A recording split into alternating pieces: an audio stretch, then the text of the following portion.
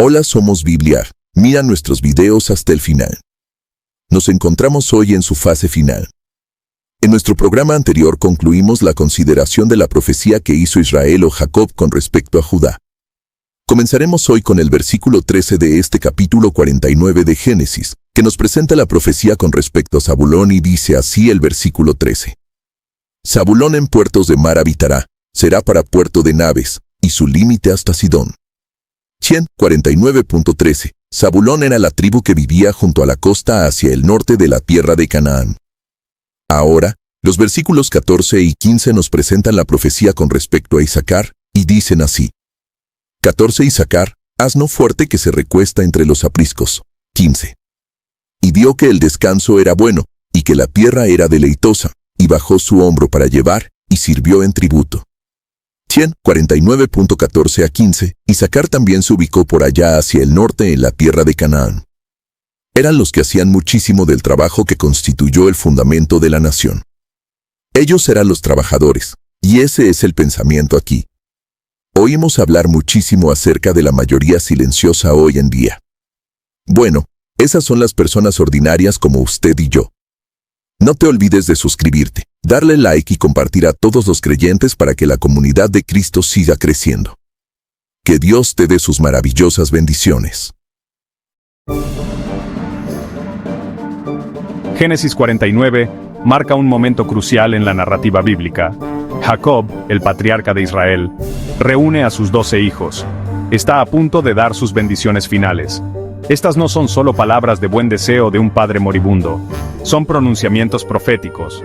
Cada bendición revela el futuro de una tribu. Las palabras de Jacob presagian sus roles en el gran plan de Dios. Este capítulo une la era patriarcal y la nación de Israel. Destaca temas de pacto, profecía y providencia divina. Mientras que tribus como Judá y José son bien conocidas, las llamadas tribus menores son igual de importantes. Zabulón, Isacar, Dan, Gad, Aser, Neftalí y Benjamín puede que no siempre estén en el centro de atención. Sin embargo, son la columna vertebral de la nación de Israel. Cada tribu tiene un papel único que desempeñar. Sus historias están entretejidas en el tapiz de la historia de Israel. Comprender sus contribuciones es crucial para comprender la plenitud de la narrativa de Israel. Las bendiciones de Jacob ofrecen un vistazo al carácter y al destino de cada tribu. Estas profecías no son deterministas. Reflejan las decisiones que cada tribu tomará. Las bendiciones destacan las fortalezas y debilidades potenciales. Las tribus pueden elegir estar a la altura de lo mejor de su herencia, o sucumbir a sus vulnerabilidades. En última instancia, sus historias son un testimonio de la interacción de la agencia humana y la providencia divina en la configuración del curso de la historia. Zabulón e Isacar, a menudo pasados por alto, fueron esenciales para la fundación de Israel. Sus bendiciones revelan fortalezas únicas. Zabulón, asociado con el mar, se convierte en un centro de comercio. Jacob profetiza: Zabulón habitará en la costa del mar, será puerto de naves, y su límite será hasta Sidón. Esta ubicación estratégica conecta a Zabulón con el resto del mundo. Facilitan el flujo de bienes e ideas. Esto los hace vitales para la prosperidad económica de Israel. Isacar, por otro lado, es descrito como fuerte y trabajador. Jacob compara a Isacar con un burro robusto, echado entre los apriscos. Esta imagen apunta a su resistencia y disposición a llevar cargas. Isacar se hace conocido por su destreza agrícola. Proveen sustento para sus hermanos. Su dedicación a su tierra los convierte en la columna vertebral de la economía agrícola de Israel. Aunque diferentes en sus actividades, Zabulón e Isacar están unidos por un propósito común. Trabajan juntos para construir una nación fuerte y próspera. Sus contribuciones, aunque a menudo tras bambalinas, son cruciales para el florecimiento de Israel. Su historia nos recuerda que cada rol, sin importar cuán pequeño parezca, juega un papel en el plan más grande de Dios. La profecía de Dan está llena de contradicciones. Jacob reconoce el papel de Dan como juez en Israel. Él dice: Dan juzgará a su pueblo, como una de las tribus de Israel. Esto sugiere liderazgo y administración de justicia. Sin embargo, Jacob también compara a Dan con una serpiente. Dan será serpiente junto al camino, víbora junto a la senda, que muerde los talones del caballo y hace caer hacia atrás al jinete. Esta imagen evoca astucia, sigilo e incluso un potencial de traición. Esta dualidad dentro de la bendición de Dan presagia su compleja historia. Producen jueces como Sansón, conocido por su fuerza y su lucha contra los filisteos. Sin embargo, Dan también se asocia con la idolatría. Establecen un santuario rival al templo en Jerusalén, lo que lleva a la división espiritual.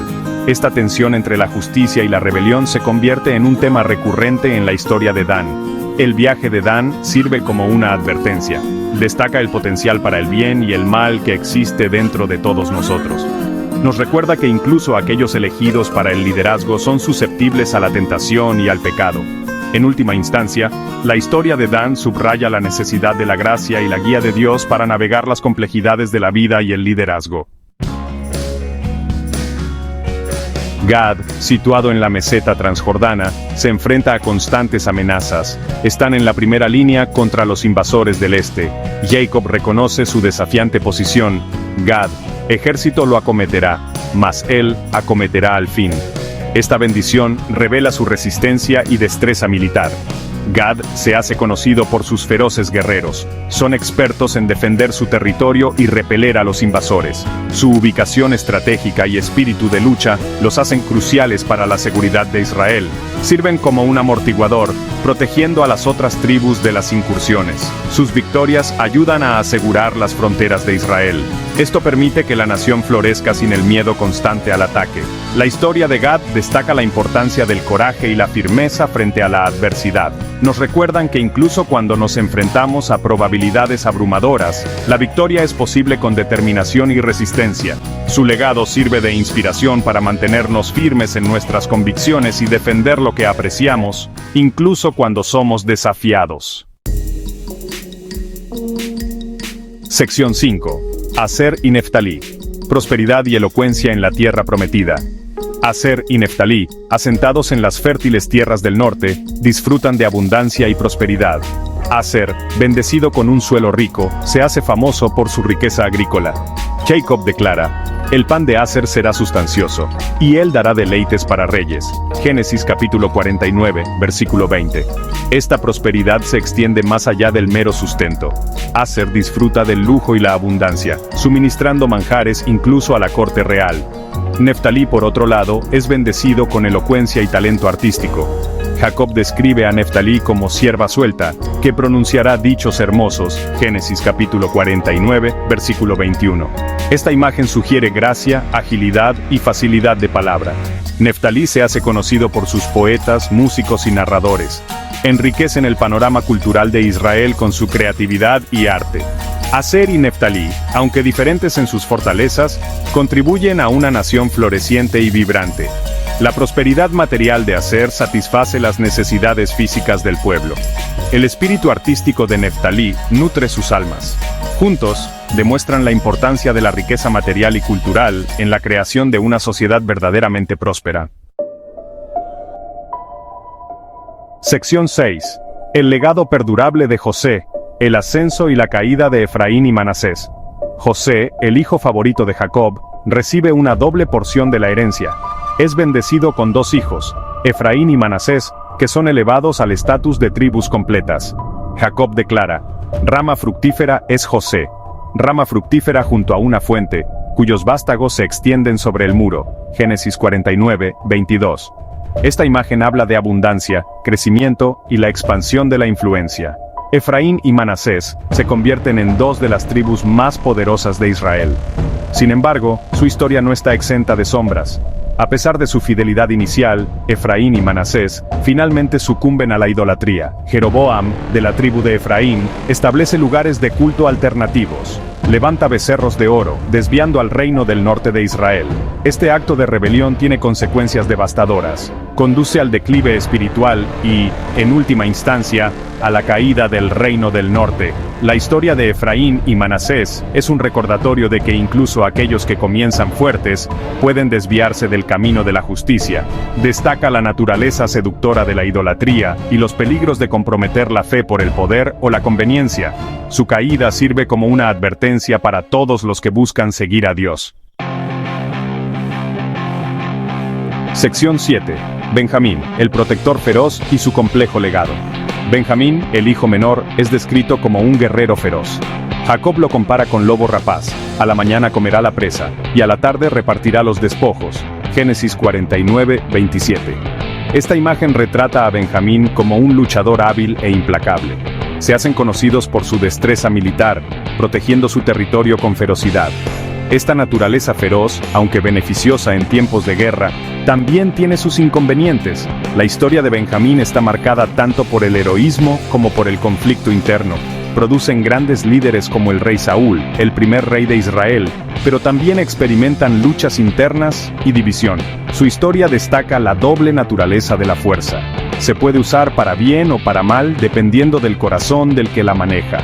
El legado de Benjamín nos recuerda que la verdadera fuerza no reside solo en el poder sino también en la sabiduría y la moderación. Es un recordatorio de que incluso el corazón más valiente debe ser templado por la justicia y la compasión. Su historia nos anima a examinar cómo usamos nuestras propias fortalezas y a asegurarnos de que siempre se utilicen para el bien común. Sección 8. Los últimos deseos de Jacob. Un testamento de fe y resurrección. A medida que la vida de Jacob llega a su fin, hace una última petición a sus hijos. Pide ser enterrado en la cueva de Macpela, el lugar de entierro de sus antepasados Abraham, Sara, Isaac, Rebeca y Lea. Esta petición es más que un deseo sentimental de ser sepultado con su familia, es una poderosa expresión de fe. Jacob quiere ser enterrado en la tierra prometida, una tierra que nunca ha habitado realmente, pero en la que siempre ha creído. Este acto significa su inquebrantable creencia en las promesas de Dios. Es un testimonio de su convicción de que Dios algún día traerá a sus descendientes de vuelta a esta tierra, cumpliendo el pacto que hizo con Abraham. El último deseo de Jacob es una poderosa afirmación de su fe en la resurrección y el cumplimiento final del plan de Dios. La muerte de Jacob, aunque es un momento de duelo, también sirve como un recordatorio de la fidelidad de Dios. Incluso en la muerte, hay esperanza. El legado de Jacob, transmitido a través de sus hijos, continúa moldeando el destino de Israel. Su historia nos anima a vivir con la misma fe inquebrantable, sabiendo que las promesas de Dios son verdaderas, incluso frente a la muerte. Sección 9. Conclusión. El poder perdurable de la profecía, el pecado y la fidelidad de Dios. Génesis 49 ofrece un vistazo al futuro de Israel a través de las bendiciones proféticas de Jacob.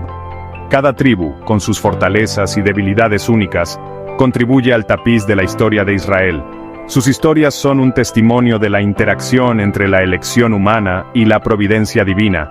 Vemos cómo la fidelidad a Dios conduce a la bendición y la prosperidad, mientras que la desobediencia provoca sufrimiento y declive. Los temas recurrentes del pecado, la muerte y la fidelidad de Dios se entretejen a través de la narrativa. Desde las alturas de la victoria hasta las profundidades de la derrota, la presencia de Dios es constante. Él permanece fiel a su pacto, incluso cuando su pueblo se desvía. Génesis 49 nos recuerda que Dios obra a través de individuos imperfectos y circunstancias difíciles para cumplir sus propósitos. Al reflexionar sobre las historias de estas tribus, se nos desafía a examinar nuestras propias vidas. ¿Estamos viviendo en obediencia a la voluntad de Dios? ¿Estamos usando nuestras fortalezas para bendecir a otros y promover su reino? El legado de las 12 tribus sirve como inspiración y advertencia. Nos recuerda que nuestras decisiones tienen consecuencias, pero que la gracia y la fidelidad de Dios siempre están disponibles para aquellos que lo buscan. Continuamos hoy, amigo oyente, nuestro estudio del libro de Génesis y nos encontramos hoy en su fase final. En nuestro programa anterior concluimos la consideración de la profecía que hizo Israel o Jacob con respecto a Judá. Comenzaremos hoy con el versículo 13 de este capítulo 49 de Génesis, que nos presenta la profecía con respecto a Zabulón, y dice así el versículo 13. Zabulón en puertos de mar habitará, será para puerto de naves, y su límite hasta Sidón. Zabulón era la tribu que vivía junto a la costa hacia el norte de la tierra de Canaán. Ahora los versículos 14 y 15 nos presentan la profecía con respecto a Isacar, y dicen así: Isacar, asno fuerte que se recuesta entre los apriscos, y vio que el descanso era bueno, y que la tierra era deleitosa, y bajó su hombro para llevar, y sirvió en tributo. Isacar también se ubicó por allá, hacia el norte de la tierra de Canaán. Eran los que hacían muchísimo trabajo que constituyó el fundamento de la nación. Ellos eran los trabajadores y ese es el pensamiento aquí. Oímos hablar muchísimo acerca de la mayoría silenciosa hoy en día. Bueno, esas son las personas ordinarias como usted y yo, amigo oyente. No aparecemos en la televisión, no queremos eso. Son los hombres extraordinarios y a veces raros, y los hombres que otros consideran grandes, los que vemos en la televisión. Nos tratan de convencer que estos son los tipos de hombres que son los importantes. Pero, amigo oyente, ellos no constituyen el fundamento de su nación o de cualquier otra. Estas pequeñas tribus como Zabulón e Isaacar, las que estamos propensos a pasar por alto, son las que realmente constituían la columna vertebral de la nación de Israel cuando entraron a la tierra prometida. En los versículos 16 al 18 notamos que la tribu de Dan tiene parte importante en la vida de Israel. Leamos. Dan juzgará a su pueblo como una de las tribus de Israel.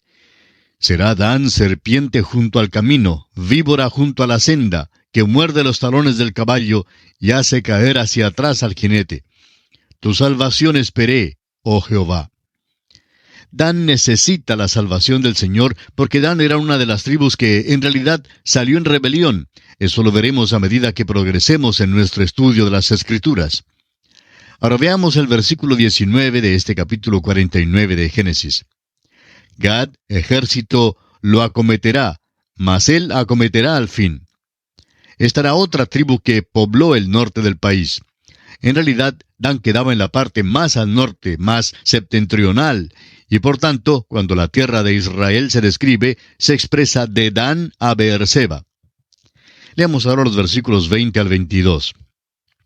El pan de Aser era substancioso, y él dará deleites al rey.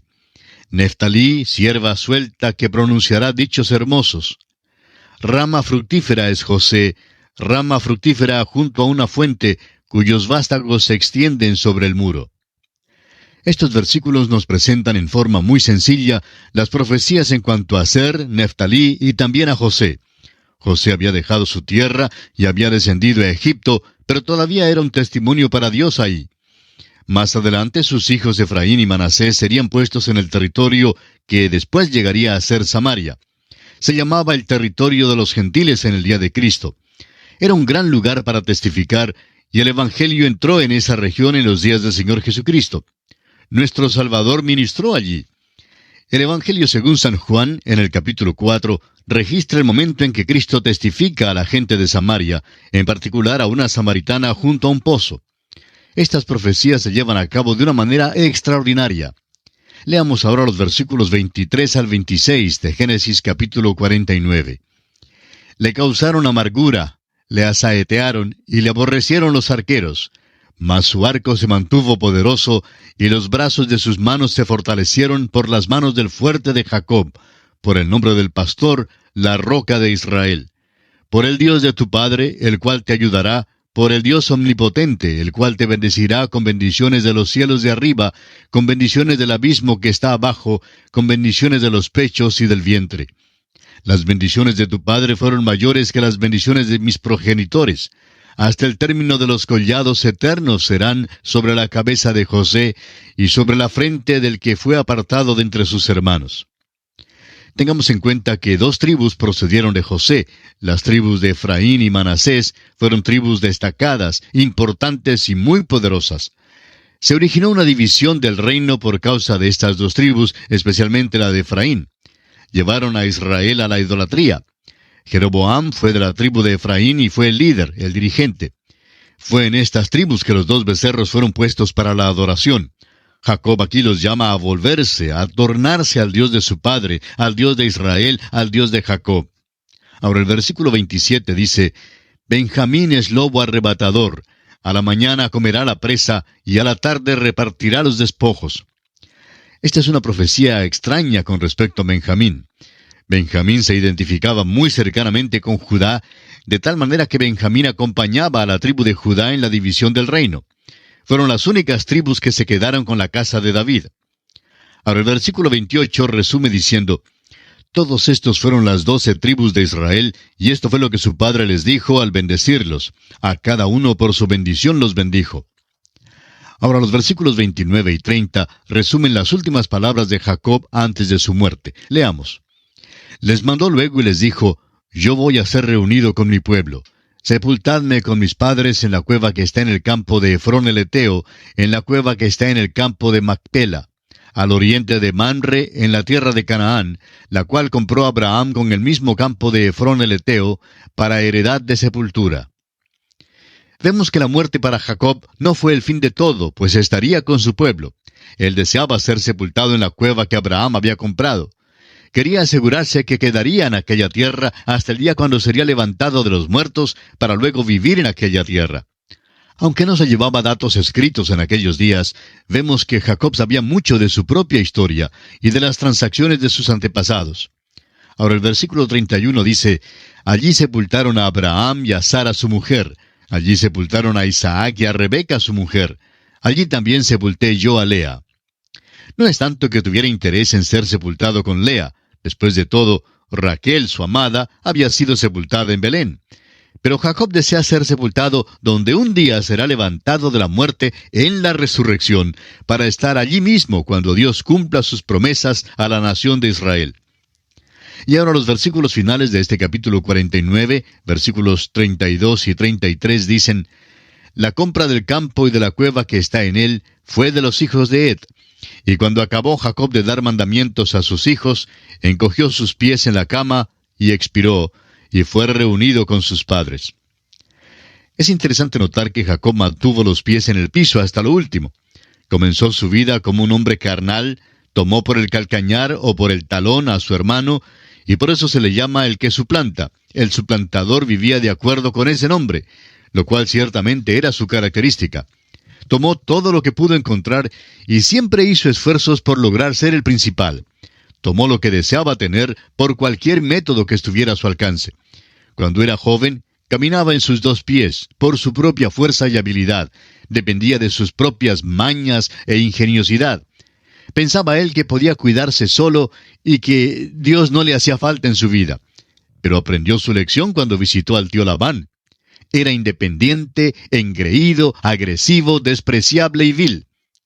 En Peniel, en el vado del río Jaboc, Dios lo hirió, y fue necesario que Dios dislocara la pierna de Jacob para apoderarse de él. Después de aquella experiencia, siguió por la vida cojeando. Andaba con 3 piernas, usando un cayado o bastón, porque ya no podía caminar más por sí mismo. Aquí, antes de morir, se sienta sobre la cama apoyado en su bordón. Ahora el tiempo ha llegado. Encogió sus pies en la cama, aparta el bordón y se acuesta para morir. Este es Jacob. Ha caminado y progresado muchísimo. Muere manifestando su fe y anhelando el día cuando sería levantado de la muerte en la tierra, según la promesa de Dios. El escritor a los Hebreos en el capítulo 11, versículo 13 escribe, conforme a la fe murieron todos estos sin haber recibido lo prometido, sino mirándolo de lejos y creyéndolo, y saludándolo y confesando que eran extranjeros y peregrinos sobre la tierra. Esto concluye nuestro estudio del capítulo 49 del libro de Génesis. Y llegamos así al capítulo 50, capítulo final de este libro de Génesis. Este capítulo narra la muerte de Jacob y de José en Egipto, destacando que Jacob es enterrado en Canaán y José en Egipto. Por eso hay un poco de tristeza en este último capítulo de Génesis. Ya hemos prestado atención al énfasis que el libro de Génesis da a la muerte. Dios había dicho a Adán, porque el día que de él comieres, ciertamente morirás. Así lo vimos en el capítulo 2, versículo 17. El apóstol Pablo, en su carta a los Romanos, capítulo 5, versículo 12, escribe, así la muerte pasó a todos los hombres, por cuanto todos pecaron. El libro de Génesis es un ejemplo cabal del hecho del pecado y la realidad de la muerte. Principia con Dios y el hombre en el huerto de Edén y termina en un ataúd en Egipto. Este libro relata la entrada del pecado a la familia humana, pero también narra la fidelidad de Dios en proveer un camino de vida para el hombre. Prosiguiendo con nuestro estudio de Génesis, leamos ahora los 2 primeros versículos del capítulo 50, que dice, entonces se echó José sobre el rostro de su padre, y lloró sobre él, y lo besó. Y mandó José a sus siervos, los médicos, que embalsamasen a su padre. y los médicos embalsamaron a Israel. Sabemos que los egipcios eran muy peritos en este tipo de cosas. Podemos decir mucho sobre las momias de Egipto. Tenían un método de sepultar que nosotros todavía hoy en día no comprendemos. José, pues, llamó a los médicos para que embalsamasen a su padre, o sea, para que lo convirtiesen en momia. Y eso, pues, fue exactamente lo que sucedió, y opinamos que la momia de Israel está en Hebrón hoy en día. Tengamos en mente que era su ruego que le llevasen y le sepultasen en la cueva de Macpela, porque su esperanza era una esperanza terrenal. Cuando sea levantado de la muerte, estará allí en esa tierra con la nación de Israel. La esperanza del creyente hoy día, es decir, del miembro de la iglesia de nuestro Señor Jesucristo, es el de poder ser arrebatado para recibir al Señor en el aire e ir a un lugar llamado la Nueva Jerusalén allá en el espacio. Son dos esperanzas diferentes, pero ambas son gloriosas. Ahora el versículo 3 de este capítulo 50 dice: «Y le cumplieron 40 días, porque así cumplían los días de los embalsamados, y lo lloraron los egipcios 70 días». Empleaban 40 días para embalsamar, y evidentemente usaban ciertos procedimientos de los cuales no sabemos nada hoy en día. Y vemos que los egipcios lloraron por él, es decir, por Jacob. No creemos que fuera un luto profesional. Creemos que Jacob había llegado a ser un verdadero santo en la tierra de Egipto, y sin duda le respetaban por ser el padre de José. José fue libertador, pero creemos que a su padre le consideraban como un verdadero santo de Dios. Leamos los versículos 4 al 8. «Y pasados los días de su luto, habló José a los de la casa de Faraón, diciendo: Si he hallado ahora gracia en vuestros ojos, os ruego que habléis en oídos de Faraón, diciendo: Mi padre me hizo jurar, diciendo: He aquí que voy a morir. En el sepulcro que cavé para mí en la tierra de Canaán, allí me sepultarás. Ruego pues que vaya yo ahora y sepulte a mi padre, y volveré. Y Faraón dijo: Ve y sepulta a tu padre, como él te hizo jurar. Entonces José subió para sepultar a su padre, y subieron con él todos los siervos de Faraón, los ancianos de su casa, y todos los ancianos de la tierra de Egipto, y toda la casa de José, y sus hermanos, y la casa de su padre. Solamente dejaron en la tierra de Gosén sus niños, y sus ovejas, y sus vacas. Se ve cuánto le respetaban, cuánto le amaban y honraban a Jacob en la tierra de Egipto. Sin duda, este es el cortejo fúnebre más largo que el mundo jamás haya conocido. Recorrió desde Egipto a Canaán y hasta Hebrón. Uno se pregunta si Faraón exigió a esta gente dejar a sus pequeños y a sus ganados para así él tener la seguridad que volverían. Faraón no quería perder a José porque todavía le necesitaba. Leamos ahora los versículos 9 hasta el 13. Subieron también con él carros y gente de a caballo, y se hizo un escuadrón muy grande. Y llegaron hasta la era de Atad, que está al otro lado del Jordán, y endecharon allí con grande y muy triste lamentación. Y José hizo a su padre duelo por 7 días. Y viendo los moradores de la tierra, los cananeos, el llanto en la era de Atad, dijeron: Llanto grande es este de los egipcios. Por eso fue llamado su nombre Abel Misraim, que está al otro lado del Jordán. Hicieron pues sus hijos con él según les había mandado, pues lo llevaron sus hijos a la tierra de Canaán, y lo sepultaron en la cueva del campo de Macpela, la que había comprado Abraham con el mismo campo, para heredad de sepultura, de Efrón el Eteo, al oriente de Mamre. Quizá alguien se pregunte por qué Jacob no fue sepultado con Raquel en Belén. Sin duda no quedaba a más de unos 30 kilómetros hacia el norte. Bueno, creemos que la razón se declara aquí. Abraham había comprado la cueva y Jacob quería ser sepultado con sus padres en un lugar que fue comprado y pagado, como seguridad de que se quedarían en la tierra. Fue sepultado con los otros patriarcas porque todos tenían la misma esperanza de la resurrección. Sigamos con la lectura y vayamos a los versículos 14 al 17 de Génesis, capítulo 50. Y volvió José a Egipto, él y sus hermanos, y todos los que subieron con él a sepultar a su padre, después que lo hubo sepultado. Viendo los hermanos de José que su padre era muerto, dijeron: Quizá nos aborrecerá José, y nos dará el pago de todo el mal que le hicimos. Y enviaron a decir a José: Tu padre mandó antes de su muerte, diciendo: Así diréis a José: Te ruego que perdones ahora la maldad de tus hermanos y su pecado, porque mal te trataron. Por tanto, ahora te rogamos que perdones la maldad de los siervos del Dios de tu padre. Y José lloró mientras hablaban. Al parecer los hermanos habían ido a Jacob antes de su muerte y habían preguntado qué pasaría con ellos cuando él muriera. Tenían miedo de que José les tratara con desprecio y que se volviera contra ellos una vez que el padre muriera. Así pues, Jacob les había dado el mensaje para entregar a José, y estaba seguro que José no los perseguiría ni trataría de vengarse de ellos. Cuando los hermanos llegan a José con esta confesión, José llora por causa de esto. Ahora, los hermanos sí se arrepienten por su pecado. Leamos los versículos 18 al 21. Vinieron también sus hermanos y se postraron delante de él y dijeron, «Henos aquí por siervos tuyos». Y les respondió José, «No temáis, ¿acaso estoy yo en lugar de Dios? Vosotros pensasteis mal contra mí, mas Dios lo encaminó a bien para hacer lo que vemos hoy, para mantener en vida a mucho pueblo. Ahora pues no tengáis miedo, yo os sustentaré a vosotros y a vuestros hijos». Así los consoló y les habló al corazón. Note usted que la profecía con respecto a ellos que se postrarían delante de él, ciertamente se cumple. José da a Dios toda la gloria aquí. Luego, la declaración de José en el versículo 20 ha llegado a ser un favorito en toda la Escritura. Amigo oyente, Dios tiene un propósito de largo alcance que usted y yo no vemos ni podemos ver. ¿Cuán humanos somos en cuanto a esto? A veces no podemos ver ni siquiera más allá de nuestra nariz. Cuando nos llegan las dificultades, nos preguntamos, ¿por qué permite Dios que nos lleguen estas pruebas? Recordemos que Dios tiene un propósito y no permitirá que nos suceda algo a menos que traiga algo bueno a nuestra vida. Leamos ahora los versículos 22 y 23 de este capítulo 50 de Génesis.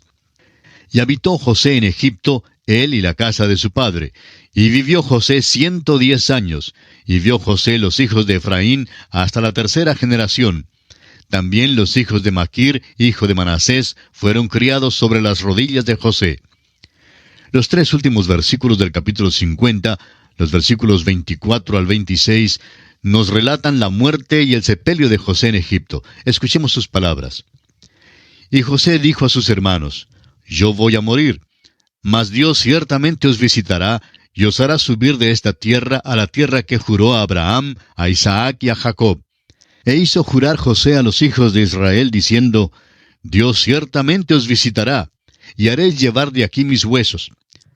Y murió José a la edad de 110 años, y lo embalsamaron, y fue puesto en un ataúd en Egipto. Y así termina el libro de Génesis. En el principio creó Dios los cielos y la tierra, y al final queda un ataúd en Egipto. ¿Qué había acontecido? El pecado había entrado en la familia humana. Y ahora surge la pregunta, ¿por qué no llevaron a José a Canaán para ser sepultado también allí? Bueno, es obvio que José era considerado héroe en la tierra de Egipto, y no creemos que los egipcios hubieran permitido que el cuerpo de José hubiera sido quitado de su tierra en aquel tiempo. Creemos que José era uno de los patriarcas sobresalientes a quienes los egipcios veneraron en gran manera, y sin duda erigieron algún monumento en su sepultura. En la vida de José vemos la misma esperanza que observamos en la vida de Jacob. Tiene fe en Dios y en el futuro, y ésta ha sido manifestada a través de toda su vida. Desde el principio mismo, esta fe le dio alegría de espíritu en medio de todas las experiencias oscuras de la vida. José también creía que Dios levantaría a su pueblo terrenal para heredar la tierra prometida. El libro de Hebreos hace mención de esto como el clímax de la fe en la vida de José. Dice el capítulo 11 de Hebreos en el versículo 22, «Por la fe José, al morir, mencionó la salida de los hijos de Israel y dio mandamiento acerca de sus huesos». Ahora en Éxodo capítulo 13 vemos la manera tan maravillosa en que Dios honró a José y contestó su súplica. Moisés y los hijos de Israel llevaron los huesos de José con ellos cuando salieron de Egipto y entraron en la tierra prometida. Y así, amigo oyente, concluye esta primera etapa del viaje que estamos realizando a través de toda la Biblia. Es nuestra esperanza que este estudio haya sido no solamente instructivo para cada uno de nosotros, sino también de mucha bendición e inspiración para usted.